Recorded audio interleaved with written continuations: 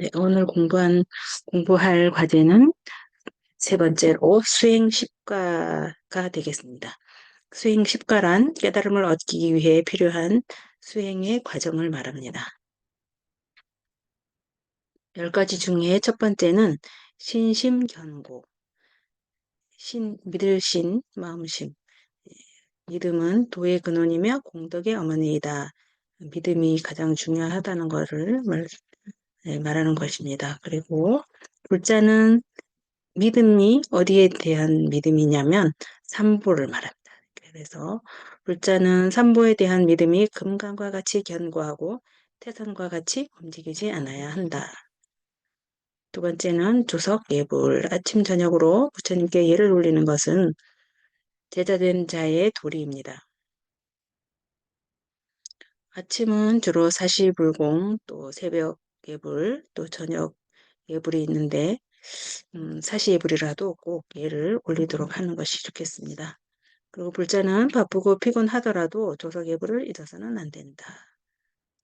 간경국법, 경을 읽고 법을 구하는 것은 고도자의 자세이다. 불자는 경을 읽고 법을 깨달아 무명에서 벗어나 지혜를 얻어야 한다. 네, 이렇게 지금 이제 사기 전법사님들도 다양한 공부를 1년간 하실 겁니다. 그래서 부지런히 큰 스님들의 강의를 부지런히 듣고 배우고 익히시고 또 전법사가 지켜야 할 다양한 기본 교육도 부지런히 공부를 하시면 되겠습니다. 또 네 번째는 연불선정. 연불이라면은 생각염에 부처불, 부처님을 생각하는 것이지요. 그래서 부처님을 생각하고 마음을 밝히는 일은 수행의 근본이다. 불자는 연불과 참선으로 번뇌의 속박에서 벗어나야 한다. 그렇습니다. 번뇌 고통은 우리가 인간 세상이 모두 음, 번뇌 때문에 괴롭고 번뇌 때문에 고통스럽습니다. 그래서 그 번뇌에 벗어나기 위해서 항상 연불 참선을 놓지 않고 해야 될 것입니다. 그래서 여기서는 이제 열반과 해탈에 대해서 잠깐 이제 언급을 해놨는데요. 열반이란 모든 번뇌에서 벗어난 진리를 깨달은 경지를 말하고 해탈은 속박, 굴레에서 벗어난 상태입니다. 그래서 해탈 열반이라고 많이 합니다. 그거는 속박에서 벗어나고 번뇌에서 벗어난다라는 뜻입니다. 또 다섯 번째는 참회 발언. 잘못을 항상 알아차림하고 진실로 뉘우치고 마음을 낮춰야 하며 동시에 최상의 불의를 구하기를 원을 세워야 합니다. 여기서 참회가 굉장히 중요합니다. 항상 이렇게 수행을 하다 보면 음, 마음이 고요해지고 그 고요함 속에서 보면은 내가 딱히 잘났다, 잘했다 할 바가 없습니다. 그래서 음, 참회합니다. 참회합니다.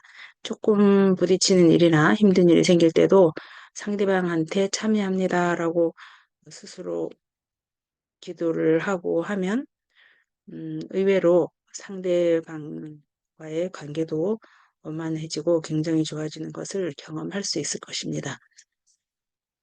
여기서 보리라는 말은 깨달음이란 말이고 보살은 보리살타의 준말입니다. 그리고 인도 말로는 보디사트바라 그래서 깨달은 중생이 됩니다. 보리는 깨닫다는 뜻이고 사트바는 중생이란 말입니다. 그래서 보디사트바 그러면 깨달은 중생을 말합니다. 그래서 보살 하면은 관세음보살, 지장보살 이렇게 여러분이 많죠. 그래서 보살은 부처의 경지에 충분히 지혜를 얻었으나 부처의 경지만큼 예, 지혜를 얻었으나 아직 부처가 되지 않고 보살로 있는 까닭은 이 중생에 대한 연민심이 있어서 그렇다고 합니다. 그래서 중생이 아프면 만져주고 또 괴로우면 보살피고 그런 그럴 때 너무 안쓰럽고 연민심이 생겨서 아직 부처의 길로 가지 않고 보살로 남아서 중생을 교화하겠다는 원을 세우고 언제 어디서든지 계십니다. 그래서 어, 보살이라고 하는 게 대승불교권에서는 굉장히 중요합니다. 그리고 보살은 또 상구보리 하하중생. 보살은 위로는 보리, 불교의 지혜인 보리를 추구하고 또 아래로는 고통받는 다양한 중생을 교화하는 것을 수행의 목적으로 삼습니다. 이거는 한자가 윗상 아래하가 나와서 그렇지만 이게 반드시 위 아래가 따로 있는 것이 아니고 동시에 한다는 뜻입니다. 한쪽으로는 지혜를 구하고 한쪽으로는 중생 교화를 하는 것이 보살이 할 일입니다. 우리 전법사나 스님이나 뭐 모두 똑같은 이제 보살로서 이렇게 한쪽으로는 부지런히 공부하고 익히고 수행하고 그리고 한쪽으로는 항상 중생 구제를 위해서 예, 행을 해야 되는 것입니다. 다음 여섯 번째는 보시 이타가 있는데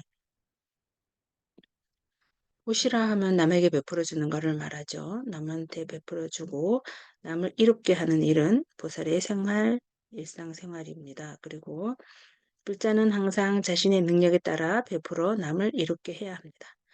여기 보시에는 크게 세 가지가 있습니다. 제시, 법시, 무예시. 제시는 말 그대로 재물이죠. 능력에 따라 재물을 베풀고 스스로 인색하고 탐닉한 생각을 버려서 구하러 온 사람으로 하여금 기쁨을 얻게 하는 것이다. 예, 작아도 뭐 1,000원도 좋고 10,000원도 좋고 또 매달 얼마씩 이렇게 하는 뭐 시스템도 많습니다. 그래서 작지만 성의껏 제물로 베풀 줄 알아야 되고 법시는 중생이 진리를 구하러 오거든 자기가 아는 대로 좋은 방편을 써서 이야기해 주되 명예나 이익이나 존경을 받기 위해서가 아니라 오직 소도상의 이익과 남의 구제를 위해서 이익을 줄 수 있게 되기만을 염원하면서 행을 하는 것입니다. 그러니까 법시는 법을 전하라는 뜻인데 이 법 진리를 온전히 깨달아 갖고 그 깨달은 후에 법을 전한다. 예, 그러는 것이 아니고 아까도 말했듯이 보살은 한쪽으로는 지혜를 추구하고 계속 배워나가고 수행하고 정진하고 한쪽으로는 항상 중생 구제를 위해서 행을 해야 하는 것입니다. 그래서 법시라고 하면 음, 작은 것도 이렇게 알려줄 수 있는 만큼 본인이 아는 만큼 전해주면 되겠습니다. 그리고 무예시가 있는데 무예시는 이게 두려울 외자 이게 없을무 두려울 외 베풀시 그러니까 다른 사람의 두려움을 없애준다는 뜻입니다. 그래서 공포와 위험에서 구출해내서 평화와 안전을 베풀어주는 보시이다 합니다. 그래서 이거는 보통 우리가 살아가면서 음, 뭐 아플 수도 있고 마음이 아플 수도 있고 또 괴로울 수도 있고 여러 가지 힘든 일이 많을 때 따뜻한 위로의 한마디 또 환하게 웃어줄 수 있는 이런 여유 또 함께 공유할 수 있는 거 공유해 주는 거 지지, 격려, 공감 이런 것도 모두 무예시에 해당하겠습니다. 그래서 본인이 할 수 있는 이런 고시를 끊임없이 해 나가는 것이 보살의 일이고 또 물론 승려의 일이고 또 적법자들이 해야 할 일입니다. 또 일곱 번째는 지계의 청정. 이 절집안에 이렇게 들어와서는 이 계율이 아주 굉장히 중요합니다. 그래서 다음 장에서는 계율을 좀 공부를 할 건데 이 계율이 너무 중요하기도 하고 많기도 해서 다음 장에서는 좀 세세하게 살펴보기로 하겠습니다. 그래서 계율은 열반에 이르는 사달이라고 했습니다. 그래서 이 모든 번뇌망상을 사라지게 하고 깨달음을 얻는데 계율은 가장 근본이기 때문에 하는 말입니다. 그래서 계율은 첫 번째로 신구의 몸, 또 입, 뜻, 이 삼업을 깨끗이 하는 일이며 불자의 몸가짐입니다. 또 계율을 잘 지키면 마음이 고요해져서 선정에 잘 들게 됩니다. 그러므로 불자는 어느 때 어느 곳에서라도 청정한 직계 생활을 해야 합니다. 인육수순, 인육은 참는다는 말이겠습니다. 참고 수순하는 일은 화합의 바탕이 된다. 이 수행자의 길로 접어들었을 때는 보통 사찰에서 생활을 하는데 일반 사찰에서도 대중들이 있을 것입니다. 그래서 음, 이 대중생활이나 이게 절간에서는 이 화합을 가장 으뜸으로 여깁니다. 그러니까 누가 옳고 그르고가 문제가 아니고 옳고 그르고는 당연히 있을 수 있는데 옳고 그르고가 중요한 것이 아니고 화합하는 것을 가장 으뜸으로 합니다. 그래서 항상 조금 아니야 조금 손해 보는 것 같아. 그래도 어, 그것을 잘 수순하고 화합을 하는 것이 예, 기회를 잘 지키는 일이 되겠습니다. 또 불자는 어떤 환경과 고난이 닥치더라도 참고 이 모두가 인연법임을 수순하는 태도를 가져야 합니다. 또 용맹정진 9번째, 위와 같이 일상 수행을 게을리하지 말고 선행을 하고 악행을 그치도록 부단한 노력을 기울이는 것이 수행자의 태도입니다. 이렇게 불자는 부지런히 노력하여 바른 신행을 추구해야 합니다. 정진이 굉장히 중요합니다. 꾸준히 나아가는 것을 바랍니다. 불교에서 선행이란 나와 남이 모두 이익이 되는 것이고, 그러니까 선행하면은 나는 이익이 되고 다른 사람은 아니고 이래도 안 되고, 아무튼 선행이라고 하면은 나와 다른 사람이 함께 이익이 되어야 하는 것을 말합니다. 그리고 악행이란 나에게는 이익이 되고 남에게는 손해가 되는 일 또는 나와 남이 모두 손해가 되는 것을 말합니다. 10번째는 전법도생. 예, 법을 전하는 일을 말하는데 상부보리하화 중생. 한쪽으로는 지혜를 구하고 또 한쪽으로는 중생을 교화한다. 또 위 없는 바른 진리를 남에게 전해주어서 고해 허덕이는 무명 중생을 깨우치는 일은 제보살의 한결같은 원력입니다. 그래서 항상 말하지만 한쪽으로는 열심히 공부하고 이번 제4기 전법사님들도 많은 큰 스님들의 예, 여러 가지 지금 조가 과목을 부지런히 공부하고 계시는 걸로 아는데 한쪽으로는 부지런히 차곡차곡 매일 조금씩 공부하시고 또 특히 이렇게 또 전법사님들이 꼭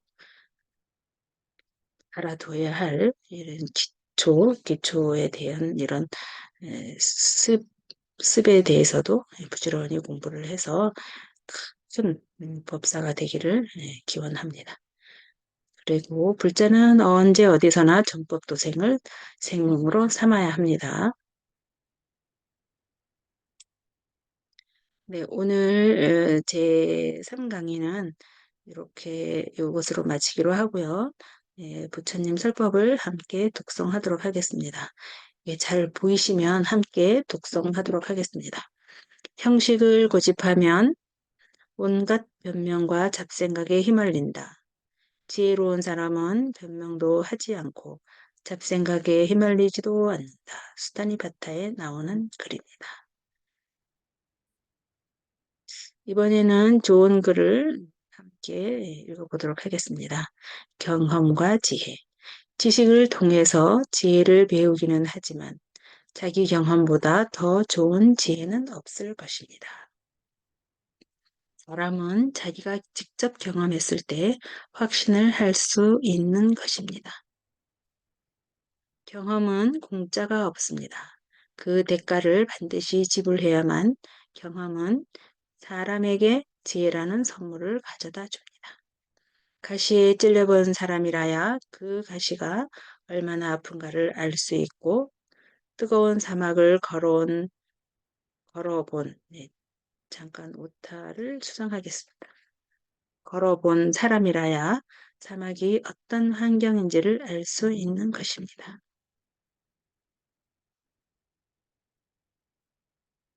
경험을 하려면 인내가 필요합니다.